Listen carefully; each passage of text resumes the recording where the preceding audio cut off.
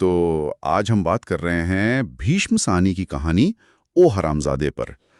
कहानी का जो नायक है लाल, वो सालों पहले भारत छोड़ चुका है, लेकिन उसका दिल वो वहीं अटका हुआ है। हाँ बिल्कुल। और ये कहानी ना परदेश में बसे लोगों के मन की जो कश्मकश होती है, पहचान का जो सवाल होता है, उसे बहुत गहराई से छूती है। सही कहा। कहानी शुरू होती है यूरोप में। लेखक की एक महिला से मुलाकात होती है और वो महिला कहती है कि मेरे पति से मिलिए, वो हिंदुस्तानी है, लाल नाम है उनका। जी। और जब लेखक उनके घर पहुंचता है तो वो कमरा देखता है, किताबों से भरा हुआ, नक्शों से भरा हुआ, और खास तौर पर भारत के नक्शे लगे हैं। तो ये लाल के किरदार की ना पहली झलक देता है कि भाई 40 साल हो गए देश छोड़े, पर देश अभी भी उसकी सोच में, उसके कमरे में जिंदा है। बिल्कुल। ये सिर्फ यादें नहीं है, एक तरह का एक्टिव कनेक्शन है। हाँ, सक्रिय जुड़ाव। और फिर लाल से मुलाकात होती है, सांवला रंग, सफेद बाल, पता चलता है जालंधर का रहने वाला है। और जैसे ही उसे मालूम होता है कि लेखक भी जालंधर से है, अरे उसका जो उत्साह है वो देखने लायक होता है। वो एकदम से गले लगा लेता है। हाँ, वो सिर्फ एक शहर के आदमी से मिलने की खुशी नहीं है, वो उससे कई ज्यादा गहरी चीज है ना? हाँ बिल्कुल। जैसे कोई खोई हुई कड़ी मिल गई हो। वही तो। वो जो अपनी जड़ें हैं, अपनी जमीन है, उससे दोबारा जुड़ने की एक तड़प दिखती है उसमें।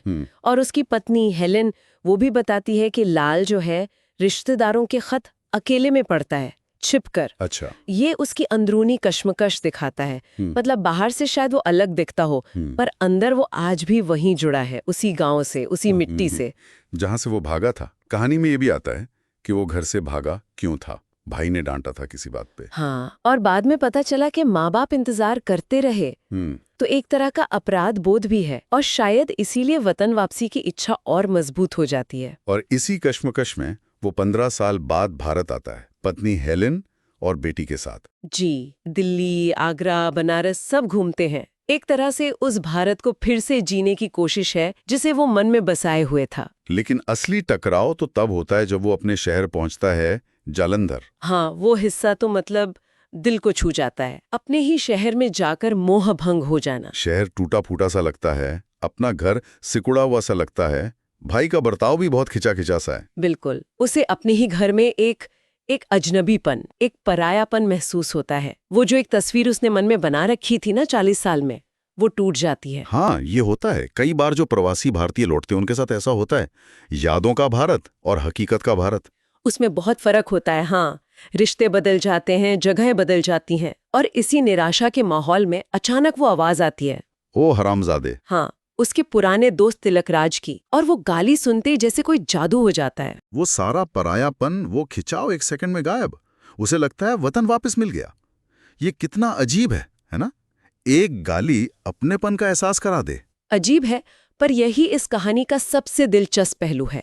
एक गाली जो आमतौर पर अपमानजनक मानी जाती है, वो यहाँ दोस्ती की गहराई, वो बेतकल्लुफी, वो बिना किसी लाग लपेट के स्वीकार्यता का प्रतीक बन जाती है। सही बात है।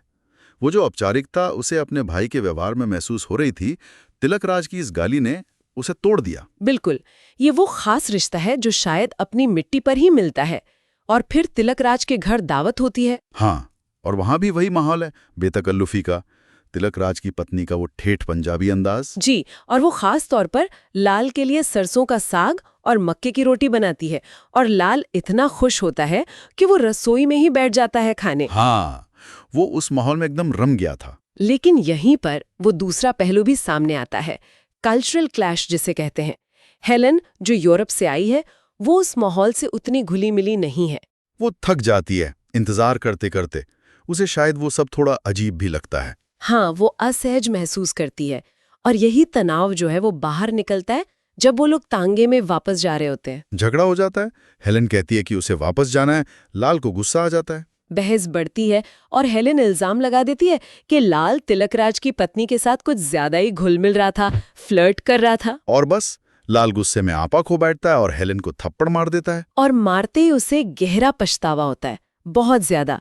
ये उस पूरी यात्रा का, उस अपनेपन की खोज का एक बहुत ही दुखद, बहुत ही ट्रैजिक अंत था। हाँ, क्योंकि जिस अपनेपन के लिए वो तड़प रहा था, उसी से जुड़े एक अनुभव ने ऐसी स्थिति पैदा कर दी। और उस थप्पड़ का पछतावा इतना गहरा होता है कि वो 3 दिन बाद भारत छोड़ देता है और फैसला करता है कि अब कभी वापस नहीं आएगा। कभी नहीं। और कहानी के आखिर में सालों बाद जब उसकी बेटियां आ गई हैं, घर भरा पूरा है, वो लेखक से कहता है कि उसे जिंदगी से कोई शिकायत नहीं है, सब ठीक है। हाँ, कहता है सब पा लिया, बस एक कसक बाकी है, एक अधूरी ख्वाहिश कि काश कभी सड़क पर चलते हुए कोई पीछे से आवाज दे, ओ हरामजादे। वो आवाज, वो गाली नहीं, वो असल में उसी बेबाक बिना फिल्टर वाले अपनेपन की तलाश है। बिल्कुल। ये कहानी हमें सोचने पर मजबूर करती है कि क्या वो जो सच्चा अपनापन होता है, वो जो बेतकल्लुफ जुड़ाव होता है, वो हमेशा थोड़ा खुरदुरा, थोड़ा अनौपचारिक ही होता है? और क्या वो एहसास किसी दूसरी जमीन पर, दूसरी संस्कृति में दोबारा पाया जा सकता है? ये सवाल कहानी हमारे लिए छोड़ जाती है। सही कहा, एक बहुत ही गहरी और सोचने पर मजबूर करने वाली कहानी है ये। तो ये थी भीष्म साहनी की कहानी ओ हरामजादे। उम्मीद है आपको ये चर्चा पसंद आई होगी। सुनने के लिए बहुत बहुत धन्यवाद। अगर आपको ये कहानी और हमारी बातचीत अच्छी लगी तो प्लीज आज की कहानी चैनल को लाइक करें, शेयर करें और सब्सक्राइब जरूर करें। और हाँ, वो जो घंटी का आइकन है उसे दबाना न भूलें, ताकि जब भी कोई नई कहानी या चर्चा आए तो आपको फौरन पता चल जाए। अगली कहानी तक के लिए इजाजत दीजिए। नमस्कार। नमस्कार।